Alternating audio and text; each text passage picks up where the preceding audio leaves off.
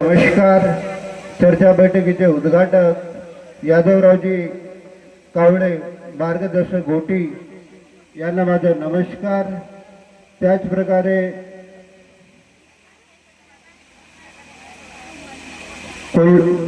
बरस कोल्हे साहेब, सहारे गुरुजी, राणेजी, काटेवारजी आणि जे संचालक करून राहिले आहेत राजकुमार भाऊ राऊत यांना माझा नमस्कार. आणि मंच फार मोठा आहे, आदरणीय मंचांना माझा नमस्कार. त्याच प्रकारे आदरणीय सेवक सेविका बालगोपाळ सगळ्यांना माझा नमस्कार. आजची चर्चा बैठक बाबांनी दिल्या 4 तत्व 3 शब्द 5 नियम आणि मानवी जीवनामध्ये आलेल्या अनुभवावरती होत आहे. 5 सेवक बंधू आणि भगिनींनो, महान त्यागी बाबा जमदूजीच्या कुटुंबामध्ये 1933 पासून 1945 पर्यंत एक भुताडकी होती. आणि त्याच्यानंतर ज्या दिवशी बाबा तांत्रिकडे जाण्याचे एक मनामध्ये विचार केलं, परमेश्वर कसा मिळतो. आता कोणी म्हणतात बौद्धावरून आलेलं होतं, पण मला तरी वाटते भगवंतानी पाठवलं असेल का महान त्यागी बाबा जमदूजी तुम्ही भगवत प्राप्ती करा आणि स्वतःच्या कुटुंब साधा आणि या भारतामध्ये जेवढे बी दुःखी लोक आहेत यांच्याकरता तुम्ही मानव धर्माची स्थापना करा.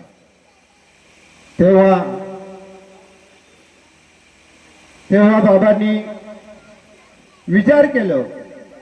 मी थोडक्यात घेऊन राहिलो. 5 भाऊ बसले बाबाला धरून, पण कोणी तयार नाही झालं.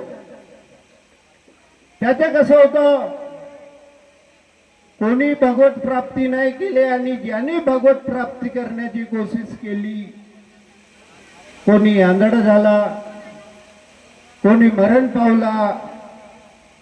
म्हणजे अशी ती भगवत प्राप्ती होती.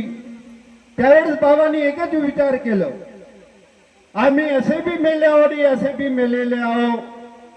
तर बाबांनी मनामध्ये एक दृढ दिलं, मंजिले मिले ना मिले, मंजिले मिले ना मिले, ये तो मुकद्दर की बात है, हम कोशिश भी ना करें तो गलत बात है. जिंदगी जख्मों से भरी है, वक्त पे मरम बनाना सीख लो, हारना तो एक दिन बहुत से फिराल, जिंदगी जीना तो शिकलो फिलहाल, जिंदगी जीना तो शिकलो. आणि बाबांनी स्वतःचे कुटुंब साधलं आणि 1949ला मानव धर्माची स्थापना केली. 5 सेवक बंधू भगिनींनो, आता मी स्वतःच्या परिवारचे अनुभव सांगतो. माझी आईची प्रकृती बरी नव्हती.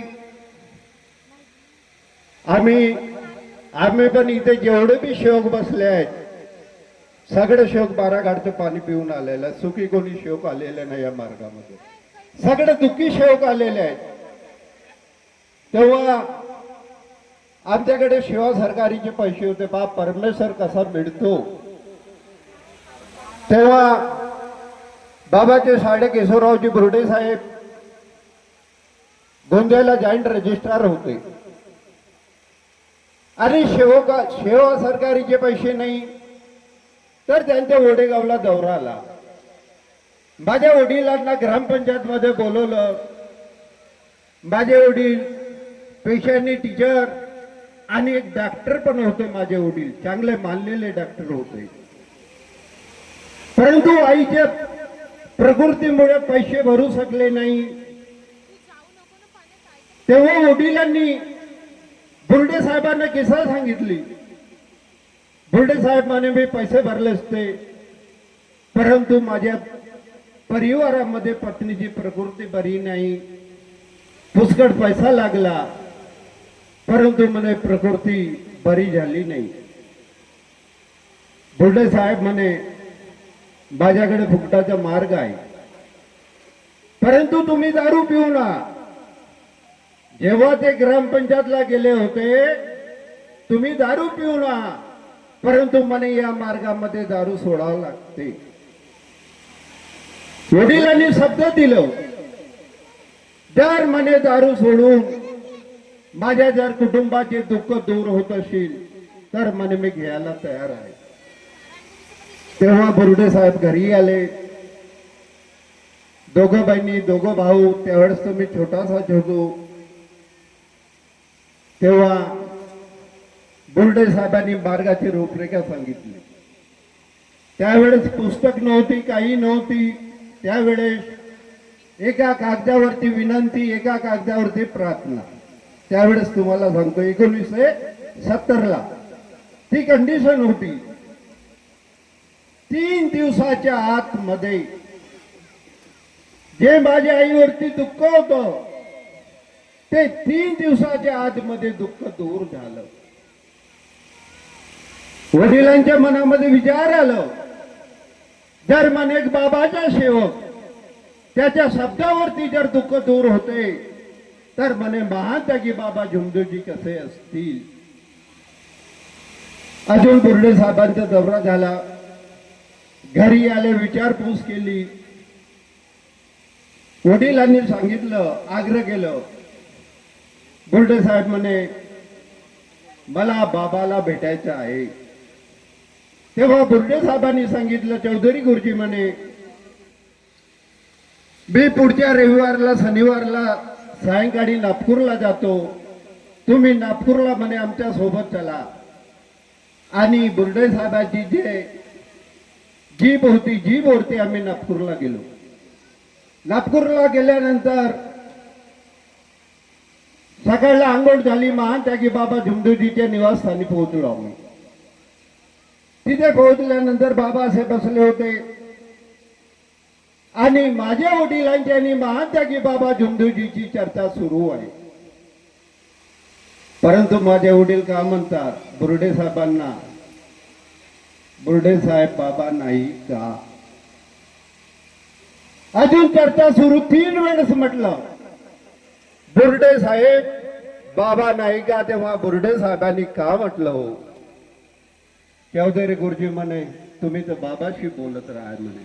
आम्ही बाबा कसे बघितले, भगवे कपडे, रुद्राक्ष शक्तिमान, लंबी दाढी, आम्ही असे बाबा बघितले. परंतु आपले महात्यागी बाबा झुमदेवजी होते, एक साधारण होते. आज जसं तुम्ही फोटो बघता, फोटो मध्ये जसं बघता तसेच आपले बाबा होते. बाबांनी विचारलं गुरुजी दुःख दूर झाले का. हो बाबा. जबरदस्ती नाही म्हण, माझे एक विचार आहे गुरुजी. तुम्ही म्हणे त्यागाचे कार्य करा आणि जो गोंदिया जिल्ह्यामध्ये आहे म्हणे तुम्ही तिथे म्हणे सेवकांना कार्य द्याल म्हणे. 3, 7, 11 आणि त्याच्यानंतर 41 दिवसाचे आमचे त्याग झाले. आजचा जो मार्ग सेवक आहे 20 वर्ष होतात, 25 वर्ष होतात, परंतु तो सेवक त्याग कधी करत नाही. त्याग झालं. बाबांनी काही सेवकांना वडेगावला पाठवलं आणि त्याच्यानंतर काही दिवसांनीच महात्यागी बाबा झुमदेवजीचा दौरा वडेगावला आला. त्यावेळेस आई होती, काही सेवक होते. माझ्या वडिलांनी महात्यागी बाबा झुमदेवजी करता धोती, कुडत्याचे कापड आणि आई वाराणसी करता 9 लुगडं घेतलं. कारण की आपण का केलं, आपण मार्गामध्ये नव्हतो त्याच्या अगोदर आम्ही देण्याचंच काम केलं. तांत्रिक असो, कोणी आमचे गुरु असो, देण्याचे काम दिलं. परंतु ज्यावेळेस बाबाला द्यायला गेले बाबांनी नाही घेतलं. सत्य सांगतो, बाबांनी नाही घेतलं. बाबांनी एकच शब्द म्हटलं, चौधरी गुरुजी म्हणे जर असं मी घेईन तर मला म्हणे दुकानदारी लावा लागेल. आणि त्यावेळेस सत्य तुम्हाला सांगतो, उंगलीवरती मोजण्याला एक सेवक होते. कारण की जेव्हा भगवंतानी मानवला बेईमान म्हटलं, मानव ये बेईमान है, भले ही तूने मुझे प्राप्त किया, मैं मानव पे कदापि विश्वास नहीं करता. तेव्हा बाबांनी का ठेवलं, बाबांनी स्वतःच्या अंगावरती घेतलं. बाबाला बैमान म्हटलं नाही, मानव यह बैमान है. त्यावेळेस बाबांनी आपल्याकडे इमान ठेवलं. बाबांनी इमान ठेवलं. करिता ही दैवी शक्ती आहे, जागृत शक्ती आहे. आज काम करून राहिले. अजून बाबाच्या दौराला वडेगावला हळूहळू सेवकांचं हे होऊ लागलं, एक दोन या गावाला. तेव्हा वडेगावला चर्चा बैठक झाली. रात्रीचे भात वाटलेलं होतं. आई वाराणसीचं काम होतं. सेवकांना मार्गदर्शन करायचं. आणि जसं आता इथे भोजन सुरू आहे, तिकडे बी बघायची आई वाराणसी. तेव्हा आई का म्हणते, म्हणे रात्रीच्या भात वाचलेलं चांगलं भात आहे म्हणे, याला तेल तिखट लावून म्हणे याला साचवून टाका म्हणे. तसंच करण्यामध्ये आलं. भोजनाची पंगत बसली. सगळ्याला देण्यामध्ये आलं. महात्यागी बाबा जमदूजीला देण्यामध्ये नाही आलं. सत्य तुम्हाला सांगून राहिलो. बाबाला देण्यामध्ये नाही आलं. तेव्हा आता जयघोष करायचे आणि भोजनाला सुरुवात करायची. तेव्हा चौधरी गुरुजी इकडे या म्हणे. माझे वडील गेले. हे काय म्हणे. बाजूला बसलेलं होतं एक शिवक, त्याच्या ताटामध्ये होतं. बाबा रात्रीचे भात आहे. बाबा खात नाही का. बाबाचे कसं होतं, जो मला देता ते माझे शेवकांना द्या. बाबाचं असं होतं ना, आजचेच बाबा पा काजू पाहिजे, किसमिस पाहिजे, ते कधी भात खातच नाही. का खातात तर माहिती नाही. आणि आपले बाबा असे होते. त्याच्यानंतर मी नागपूरला राहायचो. नागपूरला राहिल्यानंतर एका दिवशी माझ्या धन्वंतरी नगरला घर आहे आणि बाजूला गाडगे नगर आहे. महात्यागी बाबा जोंदूजी तिथे हवन होतं. हवनाला आले होते. प्रत्यक्ष मध्ये मी बी त्या हवनाला गेलो. चर्चा बैठक झाली. भोजनाला वेळ होती. बाबाला आग्रह केलं, पहा सिर्फ शब्दाकडे लक्ष द्या. बाबाला आग्रह केलं. बाबा म्हटलं माझ्या घर जवळच आहे. बाबा चाय घ्यायला चला. माझे शब्द का निघाले, बाबा चाय घ्यायला चला. बाबांनी हो म्हटलं. आई वाराणसीला स्वतःच्या स्कूटरवरती घेतलं. आईला घरी घेऊन आलो. पत्नीला सांगितलं, अगं म्हटलं बाबा येऊन राहिलाय. आणि तिथून मग मी निघून गेलो. त्यावेळेस मंडळाची गाडी नव्हती, बँकेची गाडी होती. बँकेच्या गाडीने बाबा घरी आले. घरी आल्यानंतर मी आतमध्ये गेलो, पाणी घेऊन आलो. आलू पोहाची प्लेट घेऊन महात्यागी बाबा जोंदूजीच्या मी शब्द का म्हटलं होतं, बाबा चाय घ्यायला चला. परंतु घरी का बोललं आलू पोहा. आणि मी स्वतःच्या पत्नीला बोललो पण नव्हतं का तू आलू पोहा बनव किंवा काही. प्लेट घेऊन असं उभं राहिलो. आई वाराणसी बसली होती. आईकडे बघितलं. ताईनं मला इशारा केला का तू शांत राह. आणि आईने माझी बाजू घेतली. बाबा म्हणे, प्रदीप आला म्हणे, मला सोडून दिलं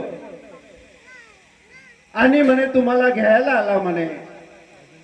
तर मंदाला वाटलं म्हणे, माझ्या पत्नीचे नाव मंदा आहे. मंदाला वाटलं म्हणे का आता बाबा येऊन राहिल्यात, भोजनाला वेळ आहे. तर बाबा म्हणे मंदानी म्हणे आलू पोहा बनवलं म्हणे.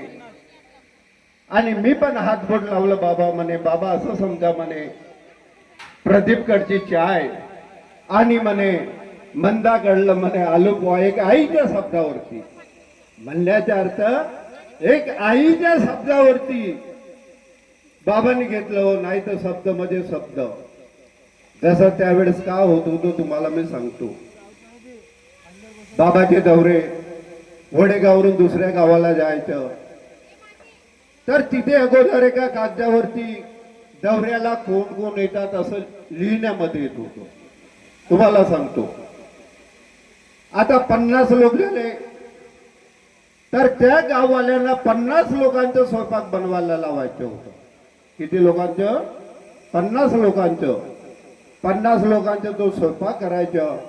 आणि जर रात्रीला कोणी 7:30-8 वाजता आला, बाबा नाराज होऊन जायचं.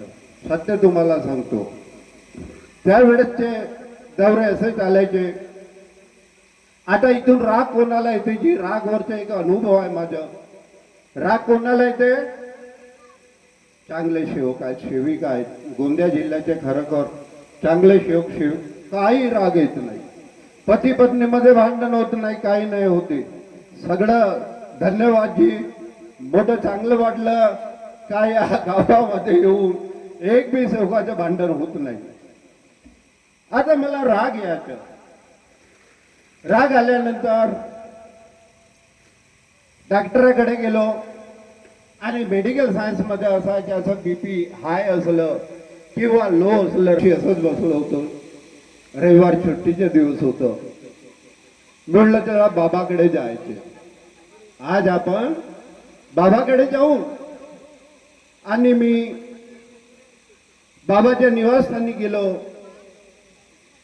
तिथे गेल्यानंतर बसलो कमी 1.5-2 तास बसलो मी. कारण की सेवक यायचे जायचे, थोडं कमी सेवक झाले. बाबा त्यावेळेस मला का म्हणतात, सांग म्हणे चौधरी कसं का आलं? बाबा साहजिक आलो. बाबा अंतर्यामी होते. नाही म्हणे तू साहजिक येऊ शकत नाही. तेव्हा बाबाला सांगितलं. बाबा म्हटलं मला राग येते, माझं बीपी लो आहे. मला माहित आहे म्हणे. बाबा का म्हणतात, मला माहित आहे तू म्हणे किती नाराज होते, किती हे होते, कारण की मी परमात्मा बँकेलाच होतो. बाबा डेली 2:30-3 वाजता रोज बँकेमध्ये यायचे. गोलीबार चौकाला बाबाचं रोजचं दौरा राहायचं. आणि बोलता बोलता माझ्या मुखातून एक शब्द निघालं. बाबा म्हटलं कधी असं राग येतं का कोणाला मारून द्यायचं? हा शब्द पहा, आपला मार्ग कसा आहे. शब्द ही भगवान और शब्द ही शैतान है. शब्द पहा माझं. अजून बाबांनी विचारलं, अजून तो शब्द निघाला. बाबा म्हणे थांब.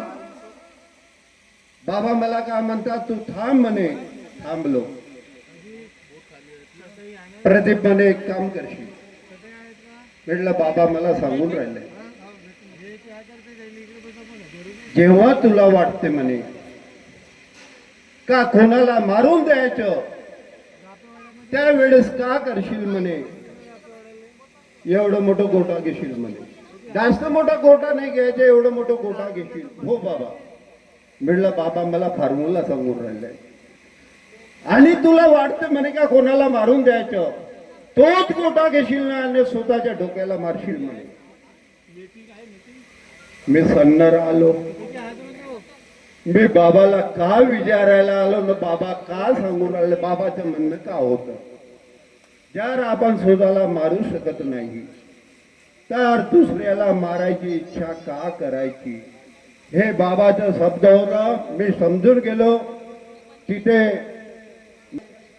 नेमाजीला बाबांनी सांगितलं म्हणे तुम्ही म्हणे चौधरीला कार्य देऊन टाका म्हणे. मी कार्य केलं.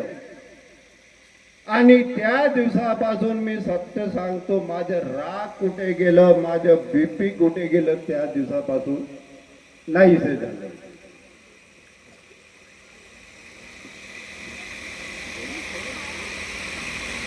आता तुम्ही मार्गामध्ये आले. मार्गामध्ये आल्यानंतर तुम्ही तत्वशब्दाच्या नियमाने स्वतःचे जीवन साधलं. परंतु मी तुम्हाला एक अनुभव सांगी. एक सेविका आता झाली, परंतु ती त्यावेळेस सेविका नव्हती. त्यानं स्वतःचे दुःख कसं दूर केलं आता मी तुम्हाला सांगतो. राजेश मुलटन कटरे, राहणार गुमादावडा. हा अदानीला काम करायचं. एका दिवशी सायंकाळी आलं. पत्नीचे नाव कल्पनाबाई, आईचे नाव येसनबाई. तर पत्नी कल्पना म्हणते, अहो म्हणे टिरोड्याला जा, 1.5 महिन्याची मुलगी, आणि तिथे जाऊन म्हणे काही मुलीची औषध आहे आणि काही सामान आणायचं म्हणे. आता गुमादावडांनी जर टिरोड्याचं तुम्ही लावाल तर 2 किलोमीटर बी नाहीये. तुम्हाला सांगतो त्याचे डिस्टन्स 2 किलोमीटर बी नाहीये. हा सायंकाळी गेला. सायंकाळी गेल्यानंतर रात्रीला कमीत कमी 8 वाजता कल्पनाबाईनं फोन केलं. अहो म्हणे कुठे या तुम्ही, एवढा वेळ झाला. म्हणे मी येतो म्हणे. तिथून निघालं आणि टिरोड आणि खैरबोडी तिथे एक आयट्या आहे.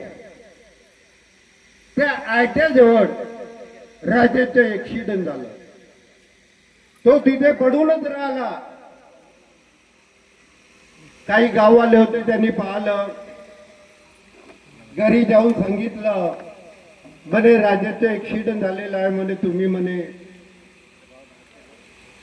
1.5 महिन्याची मुलीला धरून आणि आई राजेशला घेऊन दुर्वेच्या हॉस्पिटलला गेले. दुर्वेनं सांगितलं म्हणे याला बजाजकडे घेऊन जा. त्याला बजाजकडे घेऊन गेले आणि बजाजने सांगितलं सिटी हॉस्पिटल नागपूर पाठवलं. तिथे गेल्यानंतर त्याचे ऑपरेशन झालं.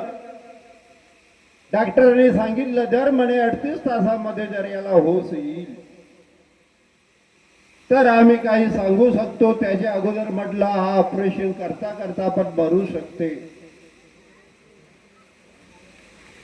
तेव्हा हा कोमामध्ये गेला आणि कोमामध्ये जाऊन यांनी का केलं, सासू आणि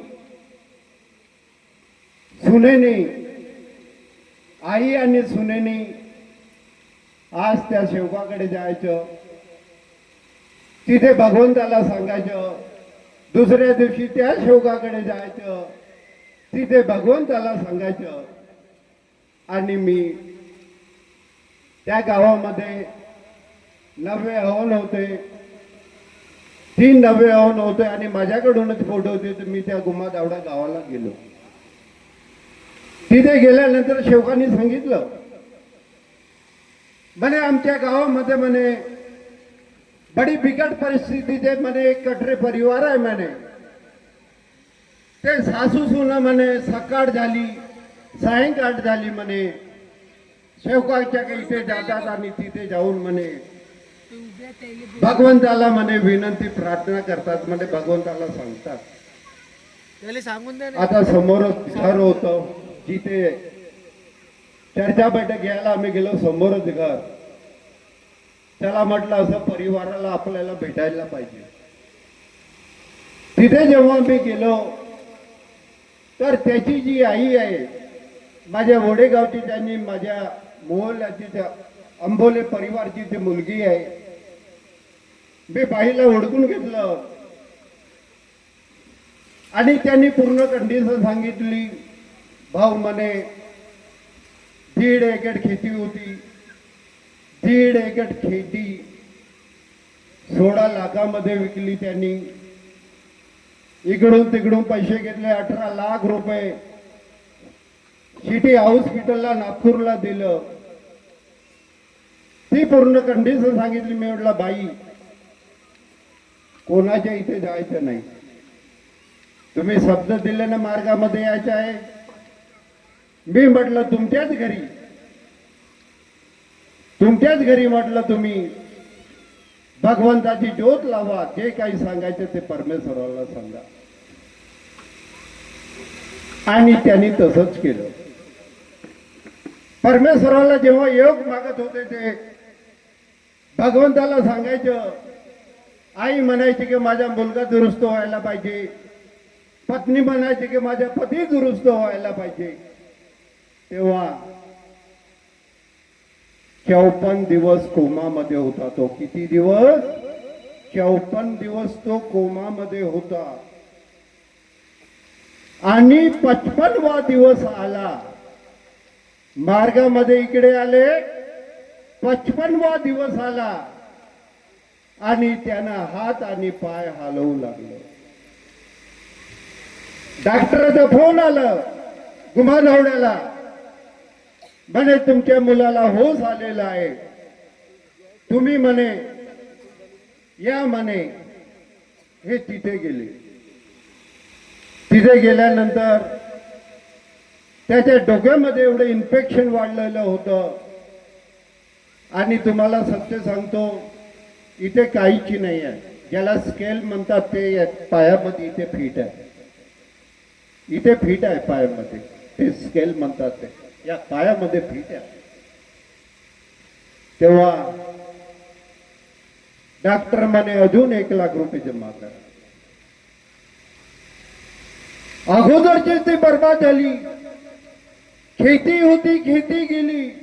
जो डिपॉझिट पैसा होता, डिपॉझिट पैसा गेला. आणि डॉक्टर म्हणे तुम्ही पैसा जमा करा, तेव्हाच म्हणे पुढचं याचे ट्रीटमेंट करू, नाही तर करणार नाही. तेव्हा बिचारी अशी रडत बसली. इकडे बाजूला रडत बसली. आणि तेव्हाच आतमधून एक नर्स आली. आणि ती नर्स का म्हणते, म्हणे राजेश कटरेकडले कोण आहेत म्हणे. बाई म्हणते मी. पा या मार्गामध्ये जर सत्य मर्यादा प्रेमाने चाललं, 4 तत्व 3 शब्द निमान चाललं, तो वेळोवेळी भगवंत आपल्या पाठीशी धावते. तेव्हा ती का म्हणते, बाई म्हणे 1 लाख रुपये जमा म्हणे आमदार फंडातून जमा झाले म्हणे. पाठवणारा कोण आहे हो? पाठवणारा कोण आहे? पाठवणारा परमेश्वर आहे. लास्ट मध्ये पैसा नाही, काही नाही, गावाला आले. तेव्हा मी त्यांना एकच सांगितलं, ज्योतीचं तेल कोणी रक्षा म्हणतो, त्या ज्योतीच्या तेलावरती इथं जे इन्फेक्शन होतं ते इन्फेक्शन निघालं. तर कसं आहे, ही दैवी शक्ती आहे, ही जागृत शक्ती आहे. आपला या शक्तीच्या पुढे हे करायचं आहे. आता तुमच्यावर एक छोटासा अनुभव सांगतो. आता पोळा झाला, पोळा येईल आता, आणि याच्यानंतर ताना पोळा येईल. बरोबर आहे ना? ताना पोळ्याला आपण काय करतो, लहान लहान मुलं आपलं नंदी घेऊन जातात. आता जेव्हा कटरेबाईचा मुलगा साहिल म्हणते, मम्मी म्हणे मला नंदी पाहिजे, 9व्या वर्गामध्ये मुलगा आहे. तेव्हा कटरेबाईला असं राग आला ना, असं वाईट शब्दामध्ये कटरेबाईने बोललं. 4 तत्व 3 शब्द 5 नियमामध्ये 3रा शब्द आहे, स्त्रियांनी पती देवाला मुलाबाळाला वाईट शब्दात बोलू नये. नियम आहे. कारण की या मार्गावरती शब्दावरती परमेश्वर उभा आहे. आम्हाला जे काही शब्द बोलायचे ते सांभाळून बोलायचे. आम्हाला हे लक्षात ठेवा, सांभाळून बोलायचं आहे आम्हाला या मार्गामध्ये. एवढं वाईट वाईट शिव्या दिलं. शेती काजी शेती ना, बद्या हाळा कोनिया भरको काजी, बरोबर आहे का नाही? अशा वाईट शब्दामध्ये ते बाई बोलली. आणि मी तुम्हाला उदाहरण सांगतो, भगवंत कधी श्राप देत नाही, पण आई वडिलांची जर आपण मानलं नाही तर आई वडिलांचा श्राप लागतो. आई वडील कधी श्राप देत नाही, हे जीवनात लक्षात ठेवा. परंतु कधी कधी पुष्कळ बेकार होते. शब्द निघाला, सबसे भगवान और सबसे शैतान या मार्गामध्ये आम्हाला शब्दाकडे लक्ष द्यावं लागेल. तेव्हा मुलगा शाळेत गेला. मुलगा जेव्हा शाळेत गेला, पहिला पिरियड चालू आणि मुलाच्या पेटामध्ये जे दुखणं सुरू झालं, टीचर लोकांनी घरी आणून दिलं त्या मुलाला. घरी आल्यानंतर डॉक्टर बजाजनी चेक केलं, काही रिपोर्ट निघाल्या. तेव्हा डॉक्टर बजाज म्हणते आता ऑपरेशन करावं लागेल, 1 लाख रुपये खर्च. अशा परिस्थितीमध्ये आम्ही का करतो, आमचे रिश्तेदार असो कोणी असो कोणाकडे पैशाची मागणी करतो. काही रिश्तेदार नागपूरला होते, त्यांनी नागपूरला मागणी केली का माझ्या जी काही गलती झाली असेल, अनेक कहावत आहे चुकते तिथे. त्यावेळेस बाईला आठवलं, मी अशा वाईट शब्दामध्ये आपल्या मुलाला बोलली. तेव्हा एका सेवका बरोबर ती सेविका वडेगावला आली, कारण की मार्गदर्शक मी. आणि बाईने किस्सा सांगितलं, म्हणे असं झालं की म्हणे माझी गलती झाली. कटरेबाईला डाटलं. मी म्हटलं भगवंत आपलं फार हे आहे, कारण की मानव हा चुकीस पात्र है, पर एवढी भी गलती नको करा. गलतीवरती गलती करके सुधर जावे उसे इंसान कहते, और गलती पे गलती करे उसे हैवान कहते. आम्हाला हैवान नाही बनायचं आहे. बाबांनी आम्हाला इंसान बनायला सांगितलं आहे. तेव्हा म्हणलं गटरेबाई भगवंताला माफी माग, परमेश्वर आहे तुला माफ करेल. आणि मी म्हटलं तुझ्या मुलाचं ऑपरेशन होणार नाही. रविवार दिवस आला. रविवारी दिवशी ऑपरेशन होत नाही. जास्त जर इमर्जन्सी तर एखाद होते, नाही तर ऑपरेशन होत नाही. सोमवार दिवस आलं, सर्जन आले. आता इथं बरोबर ते तोडीत काढतात, त्यांना बी पाहायचं आहे का ऑपरेशन कुठून करायचं आहे, का करायचं आहे, ते बी रिपोर्ट घेतात. तेव्हा डॉक्टर जेव्हा म्हणते सर्जन या मुलाला काही बिमारी नाही, पहा दैवी शक्तीचं खेळ कसं चालते मार्गामध्ये. या मुलाला काही बिमारी नाही, काही नाही, आणि म्हणे तुम्ही या मुलाला इथे भरती कसं केलं. परमेश्वराचं खेळ कसं आहे. तेव्हा त्या कटरे भाऊचं मला फोन आलं, गुरुजी म्हणे माझ्या मुलाचे ऑपरेशन नाही होत, माझा मुलगा बरा आहे. मी म्हटलं भाऊ तू गावाला जागोदर 2-4 दिवसांनी पूर्ण परिवार घेऊन ये. आता कसं आहे, वाईट शब्दामध्ये बोलू नये. आता आम्ही कुत्राच म्हणतो, काजे ठाकूरबाई तुराला मी कुत्रा कसे जन कौसे जन का नाही आंबरो इथं तर कौस येते, आता इथं कौस येत का तर माहिती नाही. आधी म्हणत होत्या. बघ तुम्ही विचार करा, आम्ही जेव्हा मुलाला कुत्रा म्हणतो तर त्याची कुत्री झाली का, त्याची आई कुत्री झाली का, याचा तुम्ही विचार करा. कारण की या मार्गामध्ये शब्दावरती परमेश्वर उभा आहे. करता शोक बंधू आणि भगिनीनो, तुम्ही आम्हाला बोलवलं, आमचं मान सन्मान केलं, आणि मी तुमच्याशी सगळ्याशी रजा घेऊन राहिलो, कारण की मला पुढे काम आहे. करिता मी तुमच्याशी सगळ्याशी रजा घेतो. आणि बाबा बोलून गेले आहेत, मुश्किल कुछ नहीं दुनिया में, या मार्गामध्ये मुश्किल काही नाही आहे. मुश्किल कुछ नहीं दुनिया में, तू जरा हिम्मत तो कर, बदलेंगे खाप हकीकत में, तू जरा कोशिश तो कर.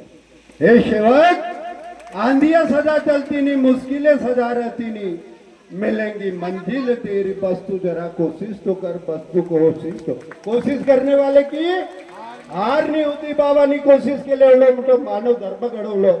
बाबा किती शिकले होतो, 4था वर्ग शिकले होते.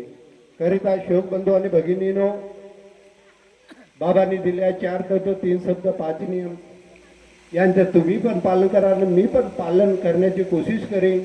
एवढंच बोलून आपल्या शब्दाला विराम देतो. सगळ्यांना माझा नमस्कार.